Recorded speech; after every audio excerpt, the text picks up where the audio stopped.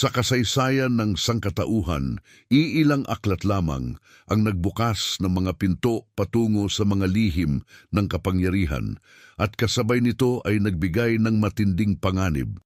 Isa sa mga ito ang Il Principe o Prinsipe na isinulat ni Niccolò Machiavelli noong 1513.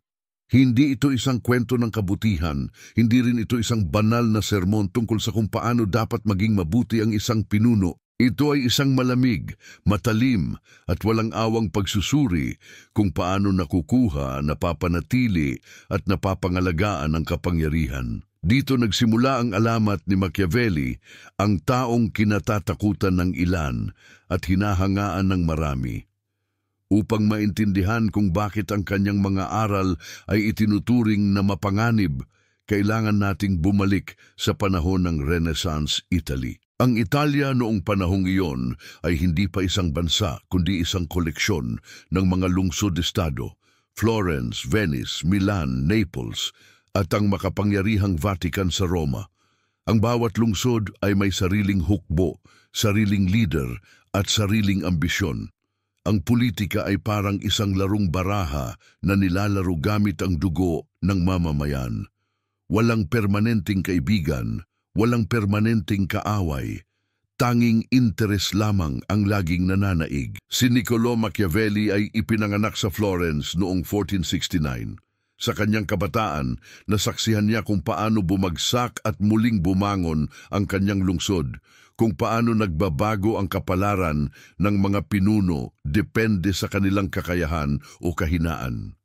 Naging opisyal siya ng Florence Republic at nakilahok sa mga negosasyon, misyon diplomatiko at pakikipagtagisan ng talino sa mga pinuno ng Europa. Dito niya nakita ang walang awang likas ng kapangyarihan. Ang hari na ngumingiti habang nagtatanim ng kutsilyo sa likod ng kaalyado, ang papa na gumagamit ng relihiyon bilang maskara para sa ambisyon, ang mga duking handang ipagkanulo ang kanilang sariling pamilya alang-alang sa mas malaking kapangyarihan. Mula sa mga karanasang ito, hinubog ni Machiavelli ang kanyang pananaw. At nang siya'y tuluyang pinatalsik mula sa serbisyo ng gobyerno, nang siya'y ikinulong, pinahirapan at ipinahiya, sa kanya isinulat ang aklat na magpapabago sa politika magpakailanman. Isang aklat na hindi nag-aalok ng mga pangarap, kundi katotohanang hubad, ang O Prinsipe. Ngunit bakit nga ba ito mapanganib? Sapagkat sa halip na ipaliwanag kung ano ang dapat, ipinaliwanag ni Machiavelli kung ano ang totoo. Sinabi niyang ang mga pinuno ay hindi nagtatagumpay dahil sila'y mabuti. Nagwawagi sila dahil sila'y marunong mandaya, marunong magkunwari, marunong gumamit ng takot at kasakiman ng tao upang panatilihin ang kanilang kapangyarihan. Ang aklat ay nagsiwalat ng mga lihim na matagal nang ginagamit ng mga pinuno, ngunit ngayon ay naisulat na sa anyong gabay. Para bang inilabas ni Machiavelli ang manual ng mga hari at diktador, at ibinigay ito sa sinumang handang gumamit nito. Narito ang ideya. Kung nais mong manatili sa kapangyarihan, hindi sapat na ikaw ay mahalin. Sapagkat ang pag-ibig ng tao ay pabago-bago, madaling mabali ng takot o inggit. Ngunit ang takot ay mas matibay, mas matatag, at mas madaling kontrolin. Kung nais mong maghari, kailangan mong matutong gamitin ito. At dito nagsisimula ang panganib. Sapagkat kapag ang isang pinuno ay pinili ang daan ng takot kaysa pag-ibig, nagiging mas malapit siya sa pagiging halimaw kaysa sa pagiging tao. Ang unang bahagi ng ating paglalakbay ay hindi pa sisidlan ng mga 7 batas na ating hihimayin. Sa halip, ito ang magtatayo ng pundasyon. Kailangang unawain natin ang konteksto, ang mundong ginagalawan ni Machiavelli, ang kadiliman ng politika noong kanyang panahon, at ang dahilan kung bakit ipinanganak ang kanyang mga ideya. Kung iisipin, ang Italia noon ay parang isang larong chess na walang hustisya. Ang sinumang hari na mahina ang loob, ang sinumang leader na masyadong mabait ay mabilis na nadudurog. Kaya't sa kanyang pananaw, ang mabuting tao ay walang lugar sa pamumuno. Para kay Machiavelli, ang pinuno ay dapat magsuot ng dalawang mukha. Ang mukha ng leon, matapang at nakakatakot, at ang mukha ng lobo, tuso at mapanlinlang. Hindi sapat na ikaw ay malakas lamang, kailangan mo ring maging mapanlinlang, sapagkat ang lakas ng walang katalinuhan ay bulag, at ang katalinuhan ng walang lakas ay walang saysay. Tanging ang kombinasyon ng dalawa ang nagbubunga ng tunay na kapangyarihan. Ngayon, isipin mo ito. Isang aklat na nagbibigay sa iyo ng pahintulot na magsinungaling, mandaya at gumamit ng takot, hindi ba't delikado iyon?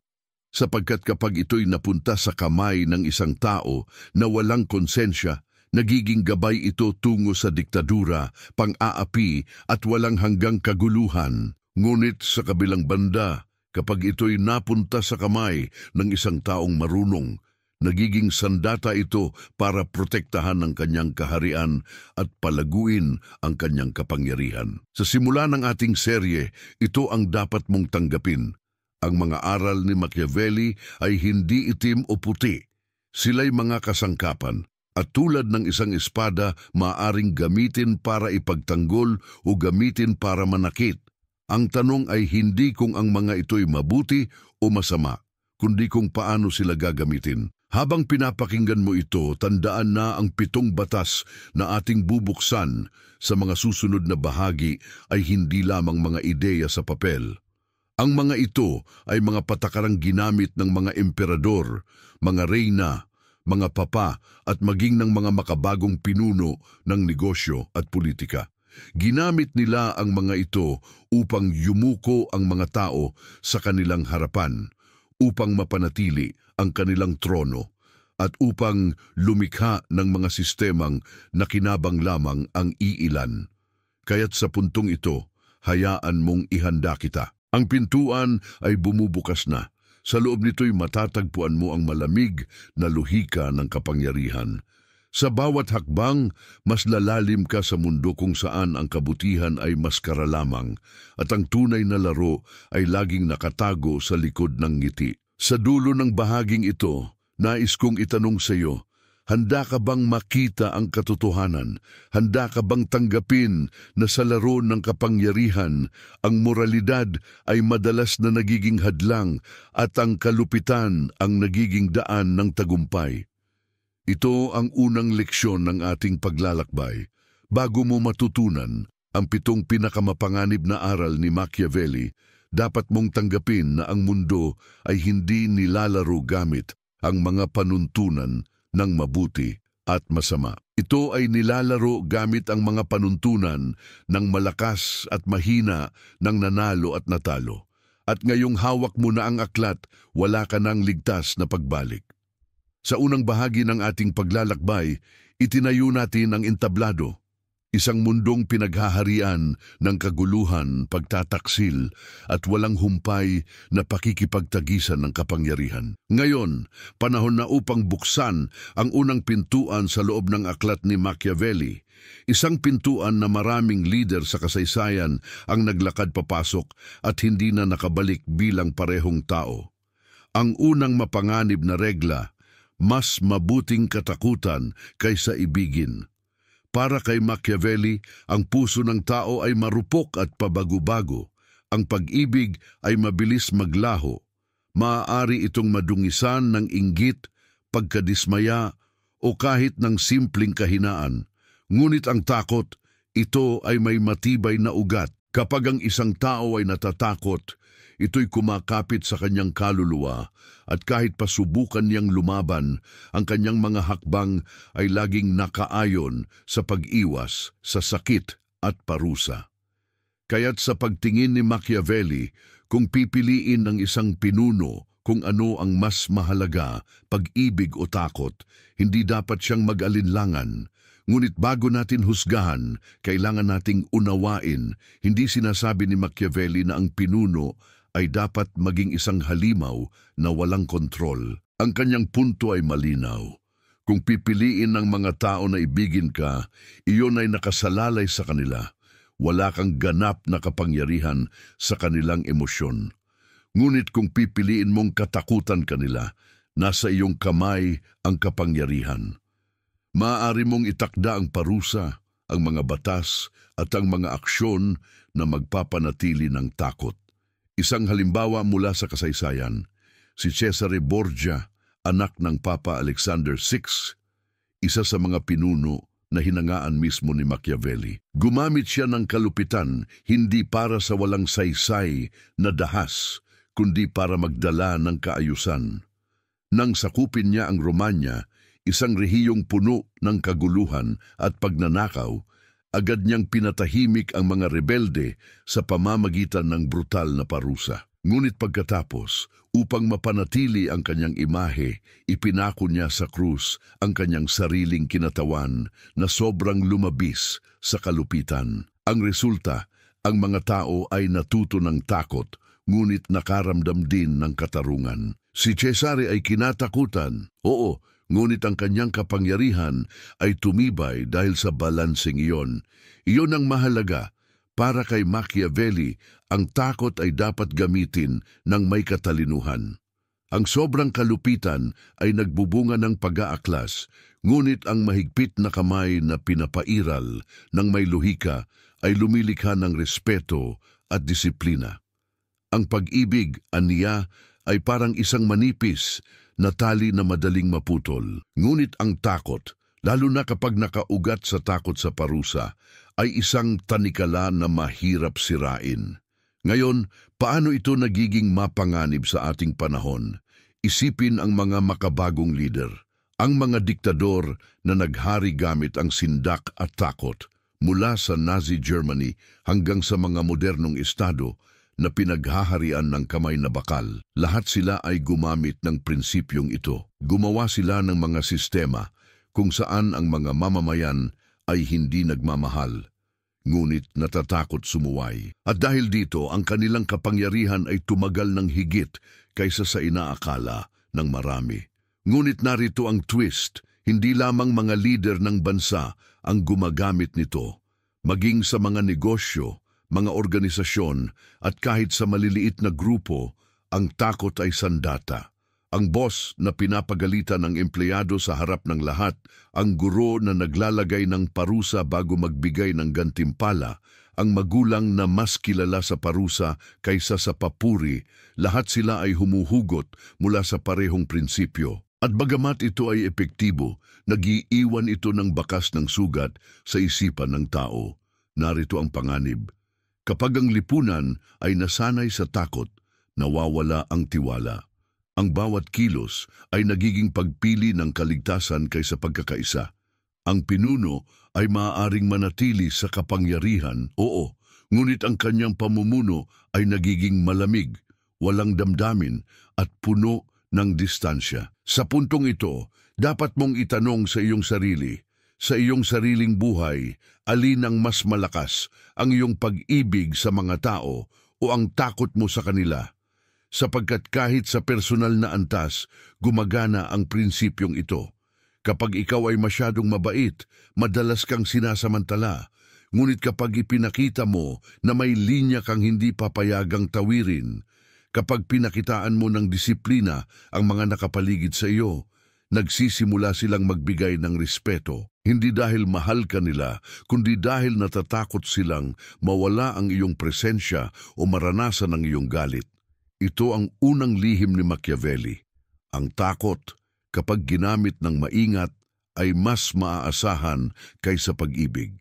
Ngunit ito rin ang pinakapanganib, sapagkat kapag ikaw ay nalulung dito, madali kang maging isang halimaw na walang kaluluwa. At doon nagsisimula ang tunay na trahedya ng kapangyarihan. Sa pagtatapos ng bahaging ito, hayaan mong iwanan kita ng isang tanong na kakain sa iyong isipan. Kung ikaw ay magiging isang pinuno bukas, ano ang pipiliin mong gamitin bilang pundasyon? Ang marupok na pag-ibig ng iyong mga nasasakupan o ang matibay na takot na ikaw mismo ang humuhubog? Sa nakaraang bahagi, tinalakay natin ang unang mapanganib na regla, mas mabuting katakutan kaysa ibigin. Ngayon ay lalalim tayo sa isa pang prinsipyong nagpayanig sa moralidad ng lipunan. Ang anyo ng kabutihan ay mas makapangyarihan kaysa sa mismong kabutihan. Sa madaling sabi, ayon kay Machiavelli, hindi mahalaga kung ikaw ay mabuti o masama sa iyong puso. Ang mahalaga ay kung ano ang nakikita ng iba, sapagkat ang imahe ay sandata. Para kay Machiavelli, ang pinuno ay dapat laging magmukhang makatarungan, makadiyos at mabait sa paningin ng tao. Kahit pa sa kanyang mga desisyon ay ginagamit niya ang panlilinlang, kalupitan at kasinungalingan. Dahil ang tao ay hindi nakikita ang katotohanan. Nakikita lamang nila ang ipinapakita sa kanila, at sa politika kung ano ang nakikita ay mas totoo kaysa kung ano ang talagang nangyayari. Isipin mo ang isang hari na laging nagdarasal sa harap ng publiko, nagbibigay ng limos at nagbubukas ng mga kapistahan para sa kanyang mga nasasakupan. Sa mata ng tao, siya ay banal, mapagbigay at karapat-dapat mahalin. Ngunit sa likod ng kurtina, maaari siyang magplano ng mga digmaan, maglagay ng buwis na sumasakal sa mahihirap at magtatag ng mga alyansang puno ng pagtataksil. Ngunit ang lahat ng iyon ay hindi mahalaga sapagkat sa harap ng tao, siya ay mukhang mabuti. Mula sa pananaw ni Machiavelli, ang tao ay madaling malinlang ng mga imahe. Ang masa ay hindi nag-uusisa ng malalim. Sila'y kontento na sa kung ano ang nasa harap nila.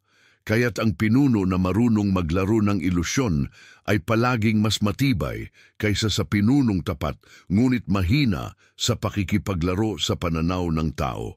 Ito ang dahilan kung bakit napakamapanganib ng prinsipyong ito. Tinuturuan nito ang mga pinuno na magsuot ng maskara at gawing sandata ang kabutihan mismo. Isang makasaysayang halimbawa, si Ferdinand at Isabella ng Espanya. Sa mata ng simbahan, sila ang mga Catholic monarchs, banal at tapat na tagapagtanggol ng pananampalataya.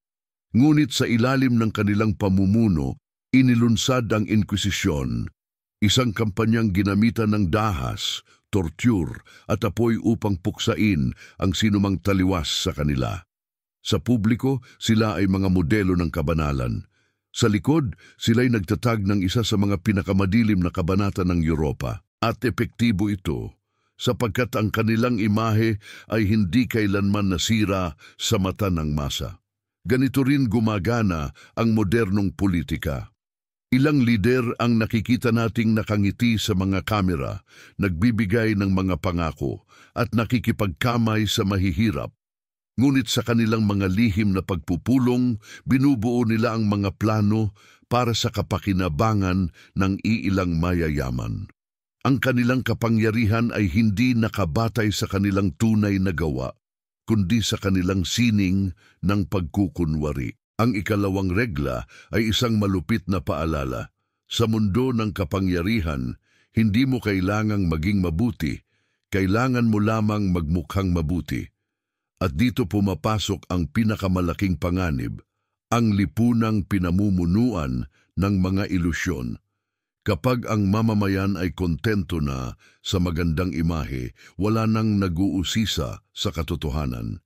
At doon nagiging malaya ang pinuno upang gumawa ng kahit ano basta't ang kanyang maskara ay nananatiling buo. Ngunit paano natin ito makikita sa pang-araw-araw na buhay? Sa mga relasyon, sa trabaho, sa negosyo, madalas mas pinahahalagahan ng mga tao ang impresyon kaysa sa tunay na karakter. Ang isang taong marunong magpakitang tao, marunong magsalita ng tamis ng dila, at marunong magdala ng anyo ng profesionalismo ay mas mabilis, umaangat kaysa sa taong tapat ngunit hindi marunong magbihis o magsalita. Ito ang kalupitan ng realidad na ibinunyag ni Machiavelli. Ang mundo ay hindi gantimpala para sa mabuti, kundi para sa marunong magpakita ng kabutihan. Ang mga pinuno mula noon hanggang ngayon ay gumagamit ng relihiyon, sining at retorika bilang mga kasangkapan upang magmukhang makatarungan. Ngunit sa likod ng lahat ng iyon, sila'y naglalaro ng ibang laro.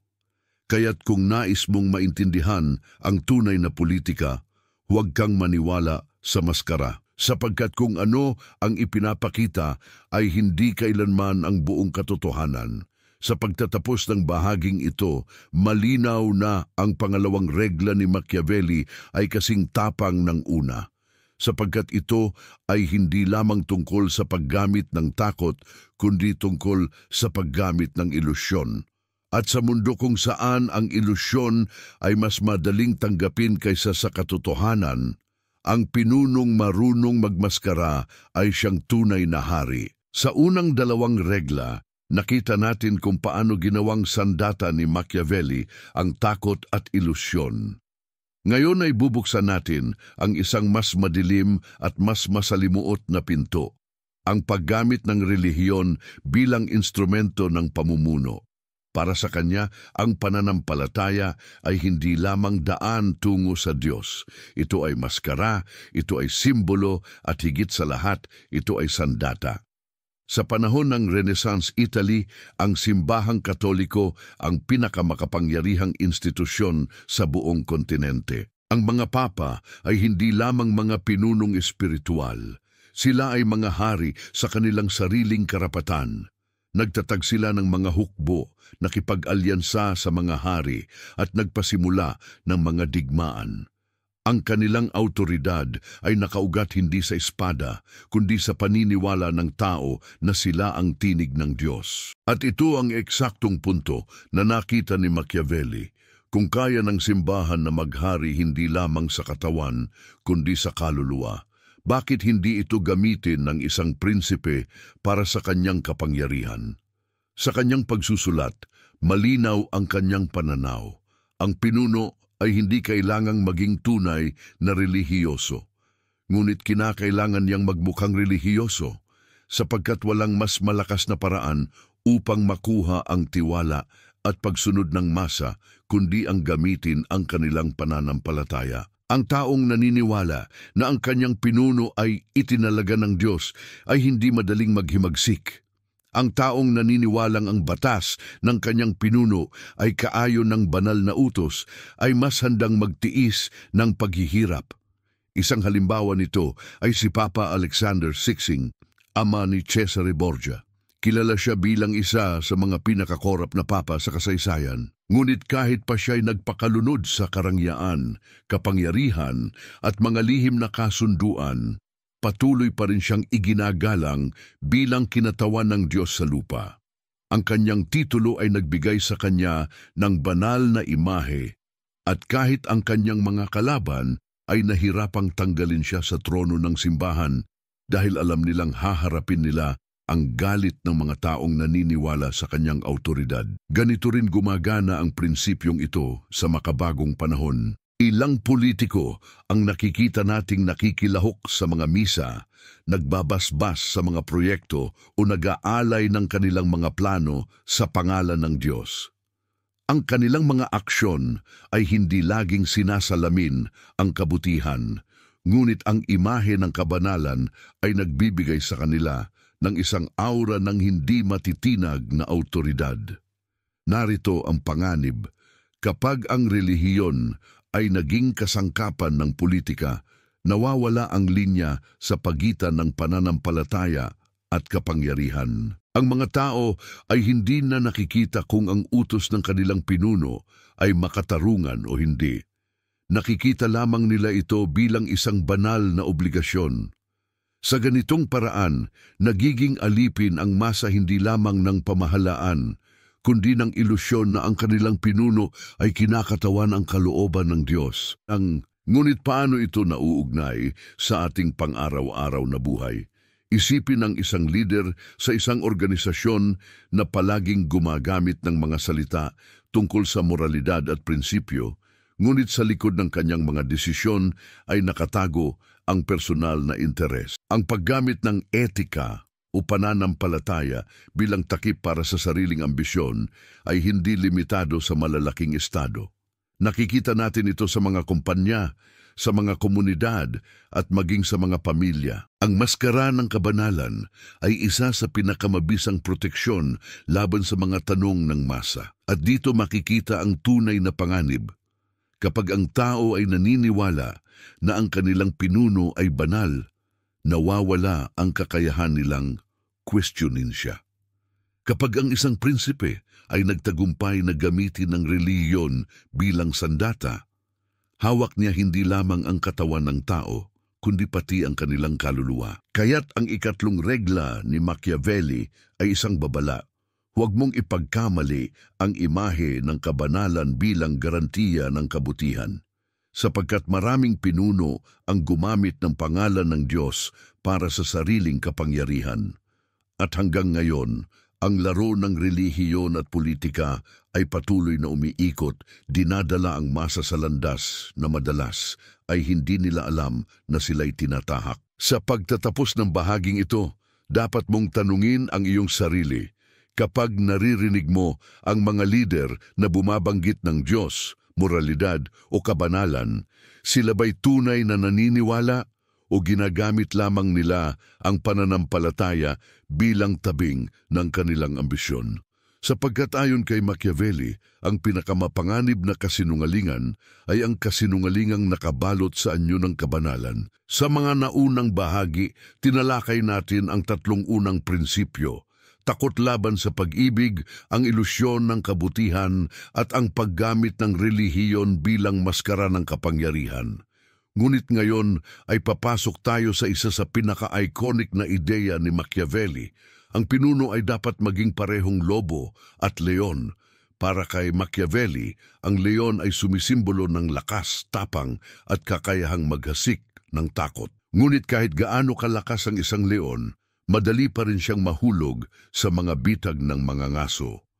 Ang lobo naman ay tuso, mapanlinlang at marunong umiwas sa mga patibong.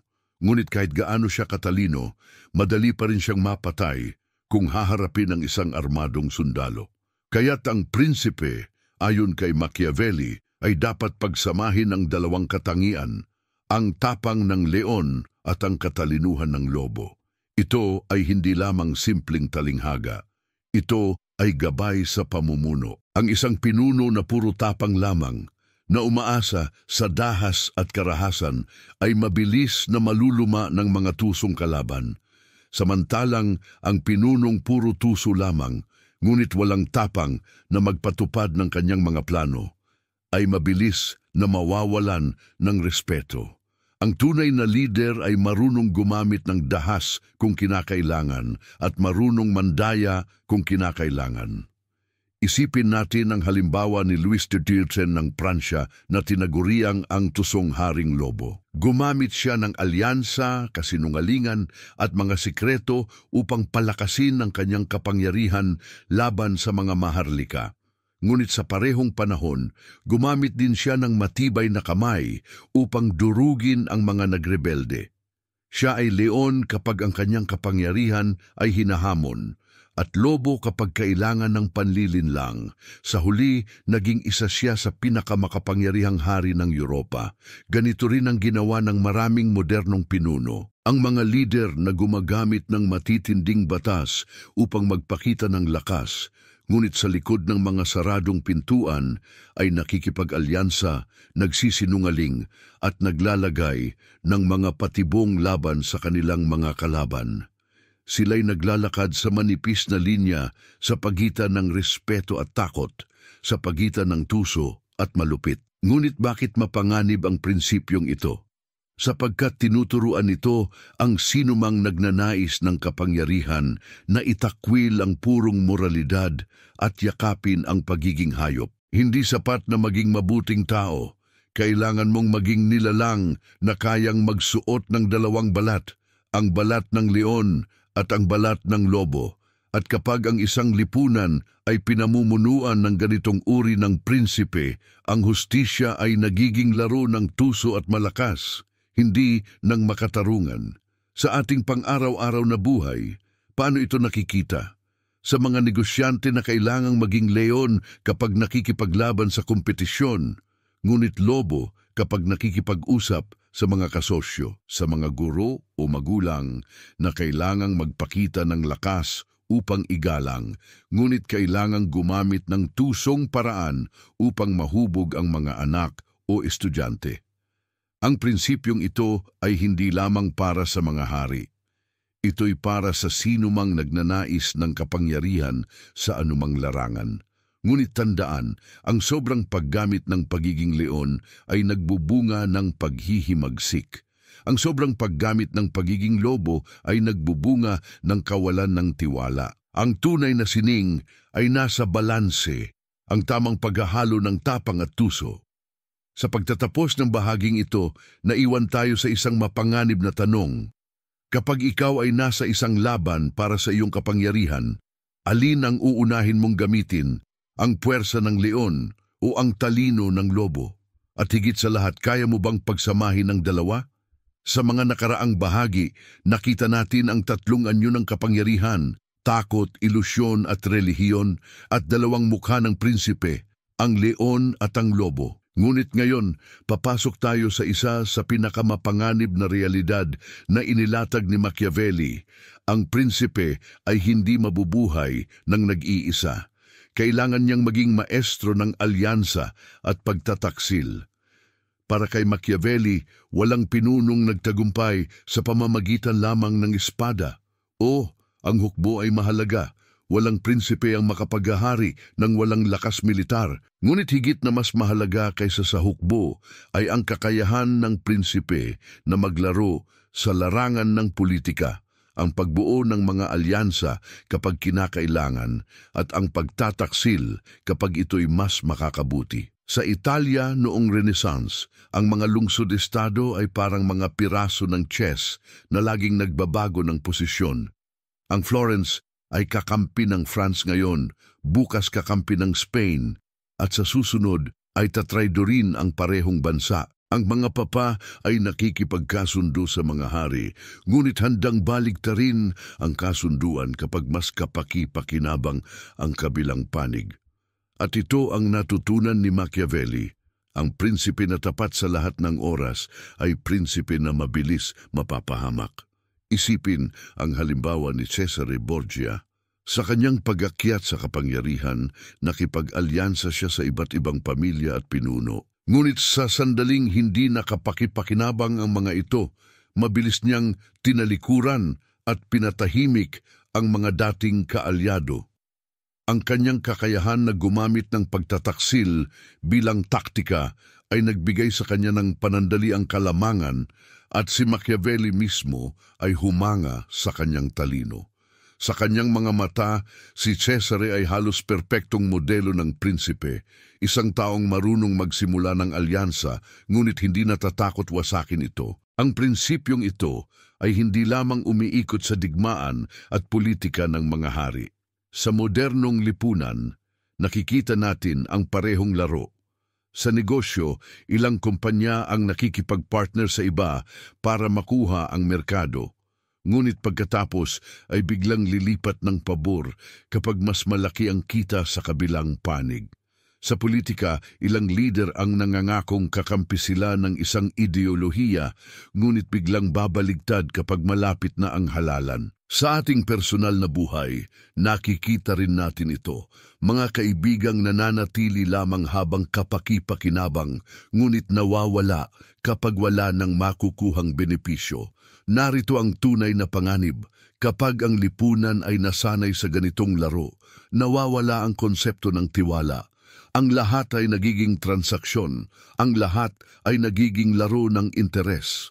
Ngunit ayon kay Machiavelli, ito ang realidad na dapat tanggapin ng sinumang nais manatili sa kapangyarihan. Sapagkat sa larong ito, ang prinsipe na masyadong tapat ay nagiging biktima at ang prinsipe na marunong mandaya ay nagiging hari.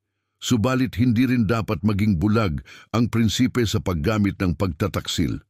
Sapagkat kapag sobra ang kanyang kasinungalingan, nawawala ang kanyang kredibilidad at nagiging target siya ng lahat. Ang sining ng pamumuno ay nasa balanse.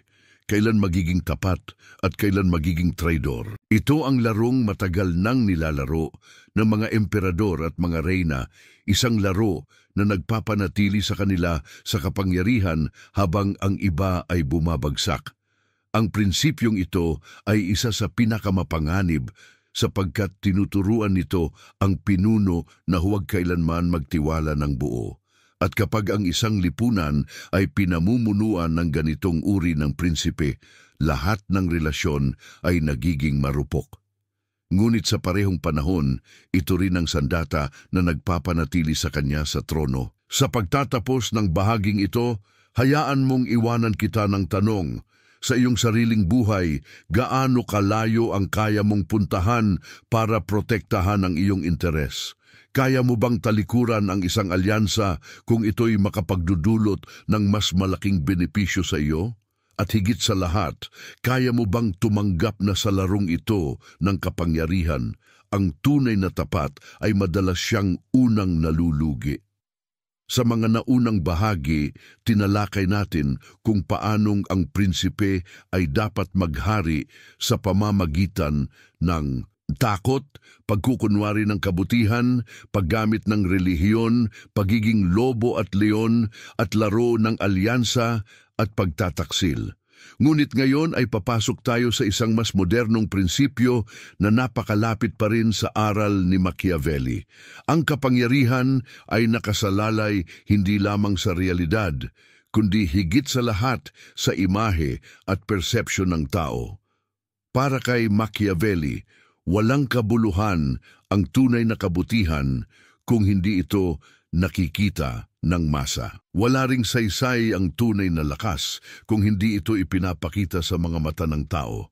Ang pinuno, ayon sa kanya, ay dapat maging direktor ng isang malaking entablado kung saan ang kanyang buhay ay isang dula at ang mamamayan ay manonood na kailangang laging mahulog sa ilusyon. Sa kanyang pagsusulat, malinaw ang payo. Ang lahat ng tao ay nakikita kung ano ang ipinapakita mo, ngunit iilan lamang ang nakakaalam kung ano ang totoo, at ang iilang iyon madalas ay wala namang lakas para baguhin ang kwento. Kaya't kung ang prinsipe ay marunong magtahi ng magandang imahe kahit pa siya'y malupit o tuso, magpapatuloy pa rin siyang mahalin o katakutan ayon sa kanyang nais. Isang halimbawa mula sa kasaysayan ay si Napoleon Bonaparte. Bagamat siya'y galing sa maliit na isla ng Corsica, itinahin niya ang imahe ng sarili bilang tagapagligtas ng France. Lumikha siya ng mga painting na nagpapakita sa kanya bilang isang bagong Cesar. Pinilit ang mga artista at manunulat na ipinta siya bilang simbolo ng modernong emperador. Sa bawat laban, kahit ang kanyang mga pagkatalo ay ginagawang kwento ng karangalan. Sa huli, mas malakas ang kanyang imahe kaysa sa kanyang aktwal na kapangyarihan at iyon ang nagdala sa kanya sa trono ng Europa. Ngunit bakit mapanganib ang prinsipyong ito? Sapagkat kapag ang lipunan ay nabubuhay sa imahe at hindi sa katotohanan, madaling manipulahin ang masa. Ang tao ay mabilis mahulog sa propaganda, sa mga larawan, sa mga kwento. Ang katotohanan ay nagiging pangalawa lamang sa perception. At dito, nagiging hari ang sinumang marunong maglaro ng narrative.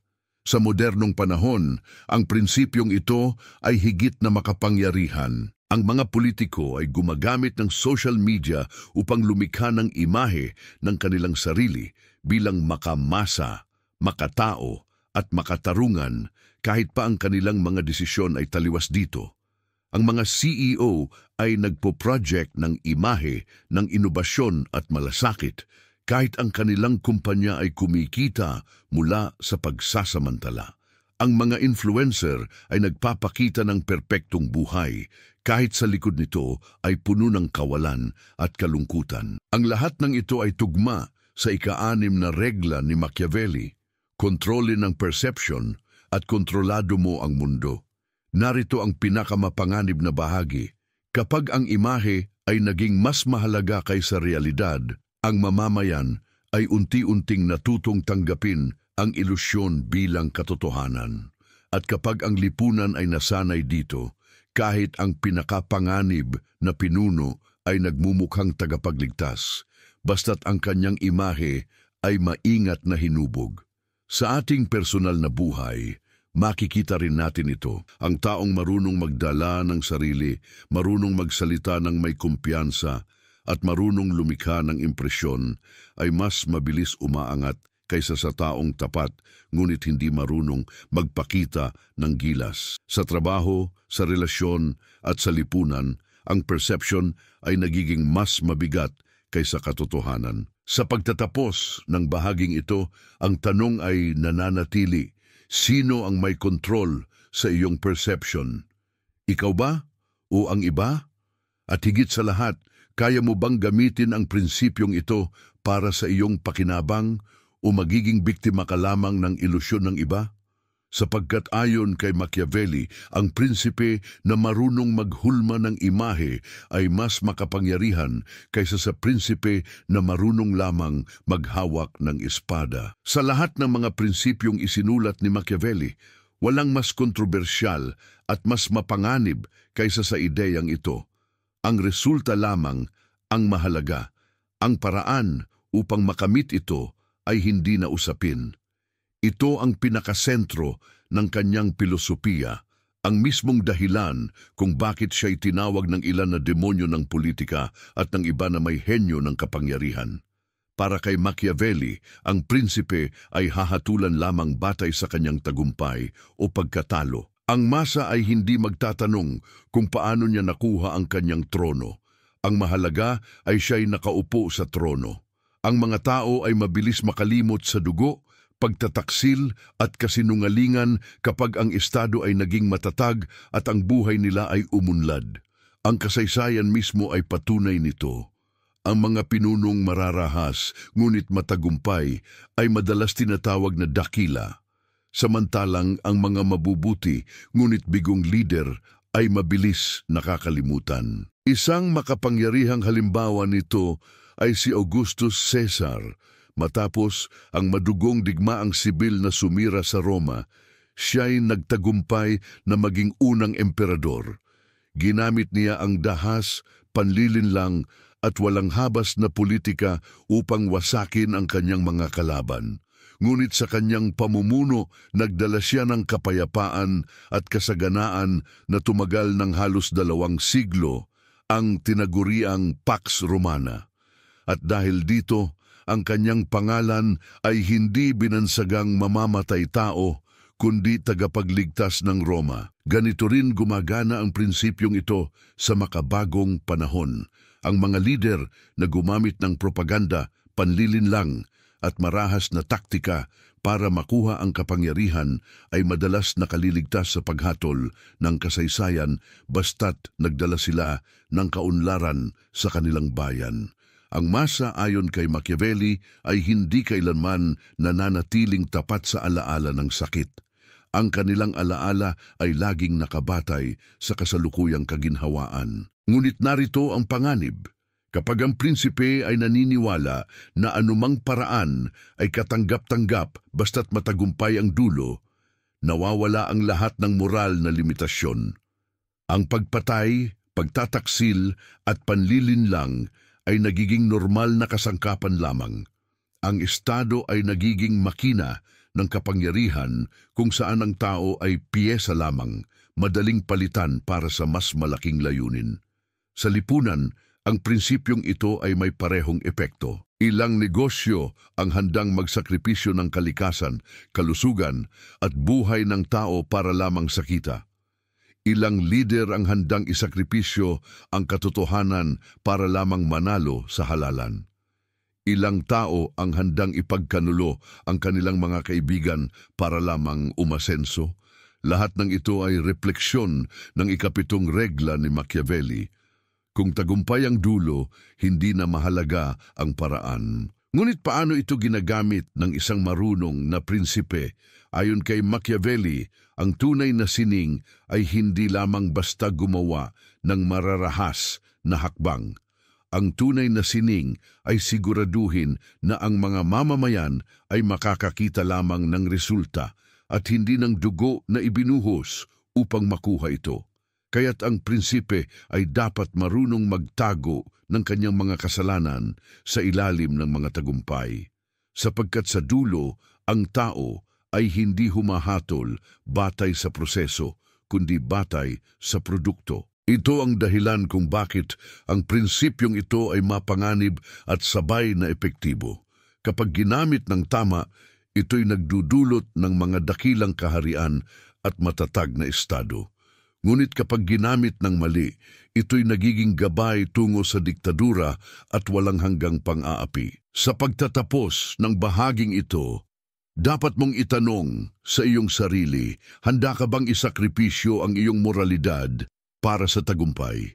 Kung ang lahat ay hahatol sa iyo batay lamang sa iyong resulta, gagamitin mo ba ang anumang paraan upang makarating doon? Sapagkat ayon kay Machiavelli, sa laro ng kapangyarihan, ang tagumpay ay laging nagbibigay ng kapatawaran at ang pagkatalo ay laging nagdadala ng kapahamakan. Sa mga nakaraang bahagi, isa-isa nating binuksan ang mga pinto ng kadiliman at katalinuhan ni Machiavelli.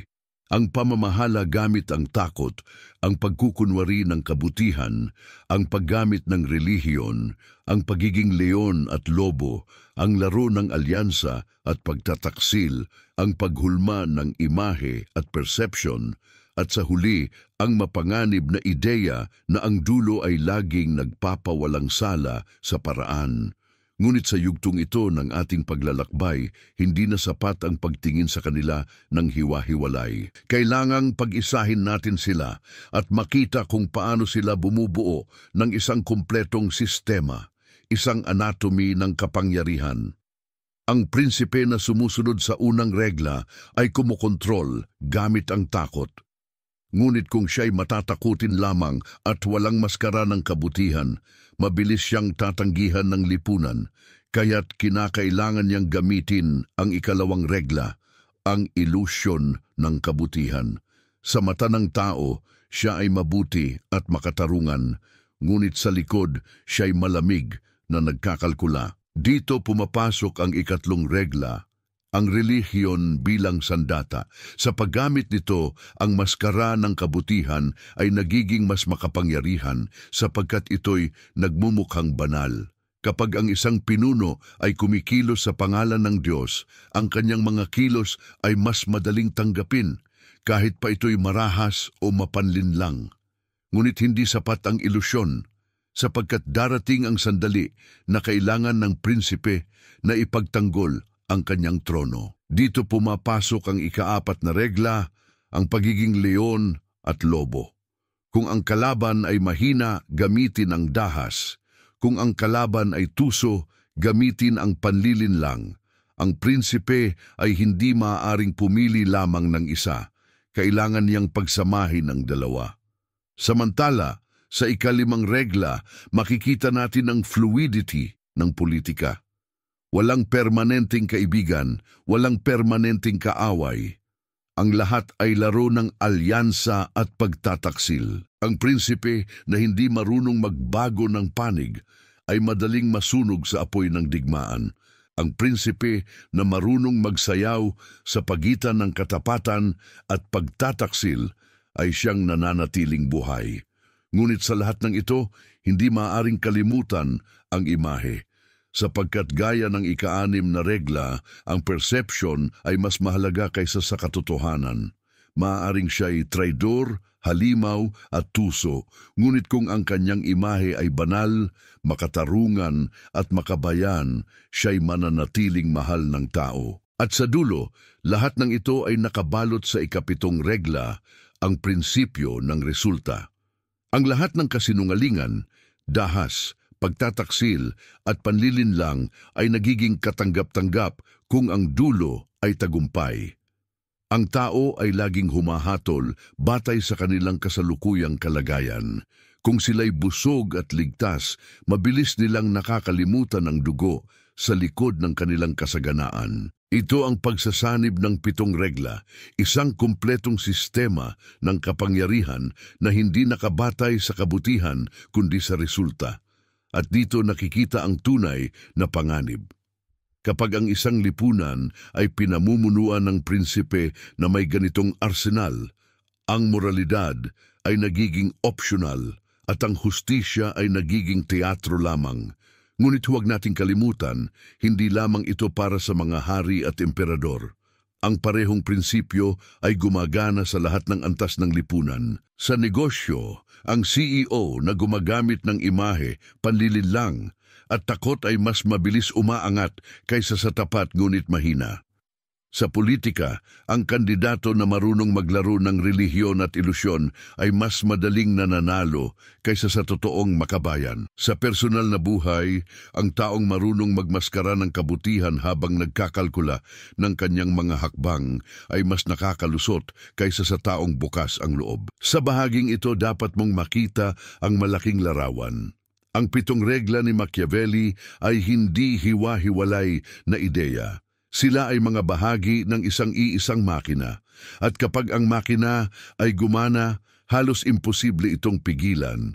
Kaya't ang tanong ngayon ay hindi lamang kung paano gamitin ang mga prinsipyong ito, kundi kung paano ito tatanggapin ng lipunan. Sapagkat ang prinsipe ay iisa lamang, ngunit ang masa ay milyon. Ngunit ayon kay Machiavelli, ang masa ay madaling malinlang, madaling kontrolin at madaling makalimot. At dito nakasalalay ang tagumpay ng prinsipe sa kanyang kakayahang pagsamahin ang lahat ng 7 regla upang lumikha ng isang imperyo na nakatindig sa pundasyon ng takot, ilusyon, relihiyon, tuso, pagtataksil, imahe at resulta. Sa pagtatapos ng bahaging ito, dapat mong itanong sa iyong sarili, kaya mo bang tanggapin na ang lipunan na ginagalawan natin ngayon ay hindi malayo sa itinuro ni Machiavelli 5 siglo na ang nakalipas? At kaya mo bang makita kung paano ang 7 reglang ito ay patuloy na gumagana sa ating paligid, sa mga lider, sa mga negosyo at maging sa ating mga personal na relasyon? Sa 9 na bahagi ng ating paglalakbay, isa-isa nating sinuri ang 7 pinakadelikadong regla ng O Prinsipe. Mula sa takot na mas matibay kaysa sa pag-ibig, hanggang sa mapanlinlang na maskara ng kabutihan. Mula sa paggamit ng relihiyon bilang tabing ng ambisyon, hanggang sa pagyakap sa anyo ng leon at lobo. Mula sa laro ng alyansa at pagtataksil hanggang sa sining ng imahe at perception. At sa huli, ang walang hanggang prinsipyong ang dulo ay nagpapawalang sala sa lahat ng paraan. Ngayon, panahon na upang pagsamahin ang lahat ng ito sa isang huling mensahe, isang konklusyon na kasing bigat ng mismong aklat ni Machiavelli. Ano ang ibig sabihin ng lahat ng ito? Simple, ang kapangyarihan ay isang laro na hindi nilalaro sa batayan ng tama at mali.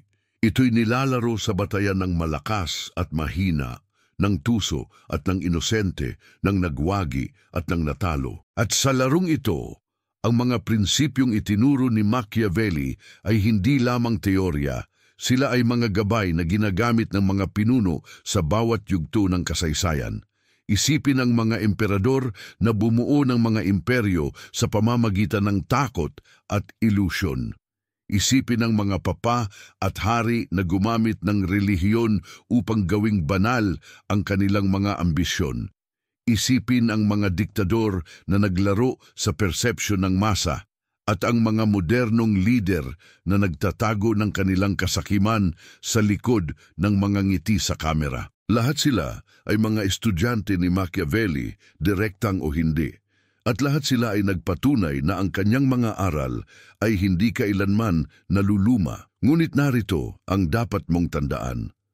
Ang mga prinsipyong ito ay mapanganib, hindi lamang dahil epektibo sila, kundi dahil binubura nila ang linya sa pagitan ng moralidad at epektibidad.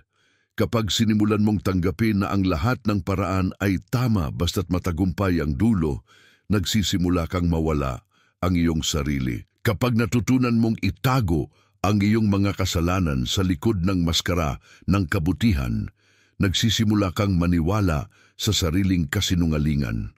At kapag sinimulan mong kontrolin ang perception ng lahat sa paligid mo, hindi mo na nakikita ang iyong sariling katotohanan. Sa puntong ito, ang huling aral ni Machiavelli ay hindi lamang tungkol sa kung paano makakuha ng kapangyarihan. Ito rin ay babala kung paano ito maaaring wasakin ang kaluluwa ng isang tao. Ang prinsipe na masyadong nakatuon sa kanyang imahe ay nagiging bihag ng sariling ilusyon. Ang prinsipe na masyadong umasa sa takot ay nagiging target ng sariling kalupitan. At ang prinsipe na naniniwala na ang lahat ng paraan ay tama basta't matagumpay ang dulo ay sa huli nagiging alipin ng sariling tagumpay. Ngayon, bumalik tayo sa simula ng ating paglalakbay. Maaaring tinanong mo ang iyong sarili, bakit ko kailangang malaman ang mga prinsipyong ito? Hindi ba't mapanganib silang gamitin? Totoo, ngunit alalahanin mo, ang panganib ay hindi lamang sa paggamit, kundi pati na rin sa pagiging bulag dito. Ang taong walang alam sa mga prinsipyong ito ay madaling manipulahin ng mga marurunong gumamit nito. Ang taong hindi nakakaunawa kung paano ginagamit ang takot, ilusyon at perception ay nagiging biktima ng mga lider na bihasa dito. Kaya't ang huling mensahe ng ating paglalakbay ay ito: huwag kang maging bulag sa laro ng kapangyarihan. Maaari mong piliing hindi maglaro, ngunit hindi mo maaaring piliing hindi maapektuhan. Ang tanging paraan upang maprotektahan ang iyong sarili ay ang makita ang mga patakaran sa likod ng laro. At sa pagtingin mo, maaari mong piliin kung paano ito gagamitin para sa sariling ambisyon o para protektahan ang iyong kalayaan laban sa mga prinsipe ng ating panahon. Sa dulo, ang aklat ni Machiavelli ay nananatiling isa sa mga pinakamapanganib na aklat na isinulat. Ngunit ito rin ay isa sa pinakamakapangyarihan, sapagkat binubuksan nito ang ating mga mata sa katotohanan. Ang mundo ay hindi nilalaro ayon sa ating mga moral na pangarap, kundi ayon sa malamig na kalkulasyon ng kapangyarihan. At sa pagtanggap natin dito, nagiging mas matatag tayo laban sa mga ilusyon. Kaya't ngayon, matapos ang 10 bahagi, nais kong iwanan ka ng isang huling tanong. Sa mundo kung saan lahat ay naglalaro ng laro ng kapangyarihan, ikaw ba ay magiging prinsipe na gumagamit ng 7 reglang ito? O magiging mamamayan na walang alam at madaling manipulahin? Ang sagot ay nasa iyong kamay.